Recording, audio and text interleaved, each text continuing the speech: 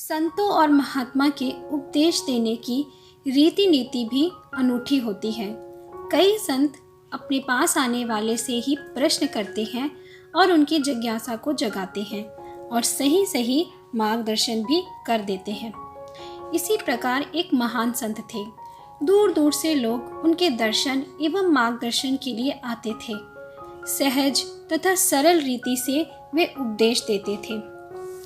एक दिन एक युवक उनके पास आया और पैर में वंदना करके बोला, मुझे आपका शिष्य होना है, आप मुझे अपना शिष्य बना लीजिए। तब संत बोले, तुझे शिष्य क्यों बनना है? युवक ने कहा, मेरा शिष्य होने का हेतु तो परमात्मा से प्रेम करना है। मैं परमात्मा से प्रेम करना चाहता हूँ और उनकी भक्ति में ही लीन होना चाहता हूँ। इसीलिए मुझे आप अपने शिष्य के रूप में स्वीकार कर लीजिए।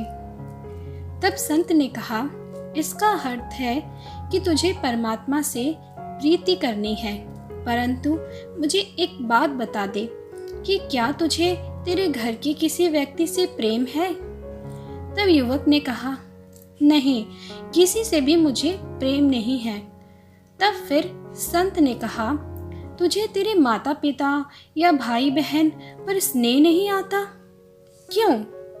युवक ने नकारते हुए कहा, मुझे किसी पर भी तनिक मात्र भी स्नेह या प्रेम नहीं आता। पूरी दुनिया स्वार्थपरायण है। ये सब मिथ्या माया जाल है। इसीलिए तो मैं आपके शरण में आया हूँ। तब संत ने कहा, बेटा, मेरा और तेरा कोई मेल नहीं। तुझे जो चाहिए वह मैं नहीं दे सकता। युवक ये सुनकर स्तब्ध हो गया। उसने कहा, संसार को मिथ्या मानकर मैंने किसी से प्रीति नहीं की। परमात्मा के लिए मैं इधर उधर भटका। सब कहते थे कि परमात्मा के साथ प्रीति जोड़ना हो तो संत के पास जाओ, पर आप तो इनकार कर रहे हैं। तब संत ने कहा, यदि तुझे तेरे परिवार से प्रेम होता, जिंदगी में तूने तेरे निकट के लोगों में से किसी से भी स्नेह किया होता, मैं उसे विशाल स्वरूप दे सकता था। थोड़ा भी प्रेम भाव होता तो मैं उसे ही विशाल बना के परमात्मा के चरणों तक पहुंचा सकता था। छोटे से बीज में से विशाल वट वृक्ष बनता है, परंतु बीज तो होना चाहिए जो पत्थर जैसा कठोर एवं शुष्क हो। उसमें से प्रेम का झरना कैसे बह सकता है? यदि बीज ही नहीं तो वट वृक्ष कहाँ से मैं बना सकता हूँ?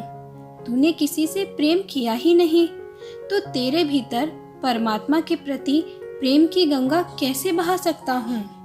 वो परमात्मा तो दिखाई भी नहीं देता। जो इंसान तुझे दिखते हैं, तेरे आसपास हैं, तुझे उनमें से किसी से प्रेम ही नहीं है, तो मैं उस परमात्मा तक तुझे कैसे पहुंचा सकता हूँ? ये बात सुनकर वह युवक बहुत ही शर्मसार हो गया। तो मित्रों, इस कहानी का सार ये है कि जिसे अपने निकट के भाई बंधुओं से प्रेम भाव नहीं, उसे ईश्वर से प्रेम भाव नहीं हो सकता। हमें अपने आसपास के लोगों और कर्तव्यों से मुंह नहीं मोड़ना चाहिए। यदि हमें आध्यात्मिक कल्याण चाहिए तो अपने धर्म कर्तव्यों का भी उत्तम रीति से पालन करना चाहिए। भगवान तो हमें दिखाई नहीं देते, फिर भी हम उनकी पूजा पाठ करते हैं, उनसे प्रेम करते हैं और कई बार हम भगवान से बहुत कुछ मांगते हैं और हमें वो चीज़ नहीं मिलती। फिर भी हम भगवान से नाराज़ नहीं होते और सच्ची श्रद्धा और प्रेम से उनकी पूजा करते रहते हैं। यदि इसी बात को हम अपने जीवन में भी अपना लें, यानी अपने भाई बंधु और साथियों से यदि हम किसी भी तरह की अपेक्षा ना रखें, तो आप देखेंगे कि आपको सब कुछ अच्छा ही लगेगा और सभी आपको सही लगेंगे। तो जिस तरह से आप भगवान से बिना किसी मोह के प्रेम करते हैं, उसी तरह अपने परिवारजनों और भाई बंधुओं से भी बिना किसी मोह से प्रेम कीजिए। आपको यहीं पर स्वर्ग की अनुभूति होगी। आशा करती हूँ आप सभी को ये कहानी अच्छी लगी होगी और इस कहानी के ज़रिए मैं जो बात आप सब तक पहुंचाना चाहती हूँ वो आप तक अवश्य पहुंची होगी। तो इसी तरह की प्रेरणादायक कहानियों को सुनने के लिए मेरे चैनल से जुड़े रहें। धन्यवाद।